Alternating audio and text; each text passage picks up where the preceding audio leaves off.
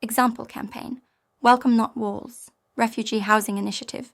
Let's bring everything we've learnt together with a real lifestyle example. This will help you see how clear goals, good planning, smart tactics, and strong refugee leadership all work in practice. Imagine you live in a city, let's call it Cityville, where many refugee families struggle every day to find safe and affordable housing. You and your team decide to do something about it.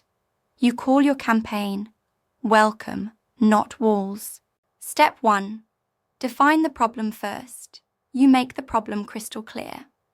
Instead of just saying, refugees need more housing, you dig deeper. You find out the facts.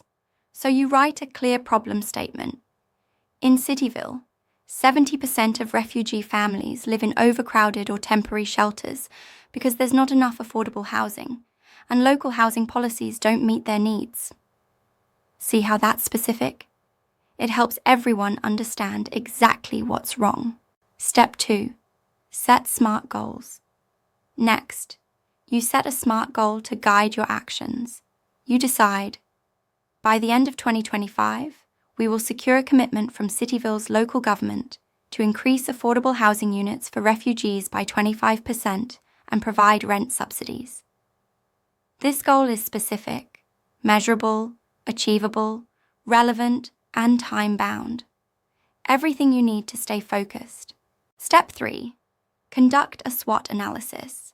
Then you look at your strengths, weaknesses, opportunities, and threats. Your strengths: a strong refugee-led group ready to share their real-life stories. Plus, you have good ties with a community centre that can host your events. Your weaknesses: a limited budget for marketing and outreach. You know you'll have to be creative with the money you have. Your opportunities: city council elections are coming up, and affordable housing is already a hot topic, a perfect time to push your message forward. Your threats: some local groups strongly oppose new housing projects. You'll need to plan for how to handle any pushback or negative comments. Step 4. Choose advocacy tactics. Now, you decide what actions you'll take, and you use different tactics so your message reaches all kinds of people. You host community forums where refugees share their housing struggles and hopes directly with neighbours and leaders. You write opinion pieces for local newspapers so your message spreads beyond just your events. You launch a petition calling for more affordable housing, collecting signatures at markets, local events, and online. You arrange meetings with city council members to share your petition and stories directly.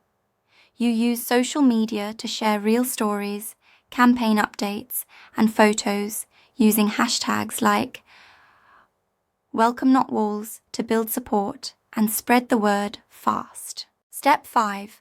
Plan for safety and sustainability. To keep everyone safe and avoid burnout, you plan ahead.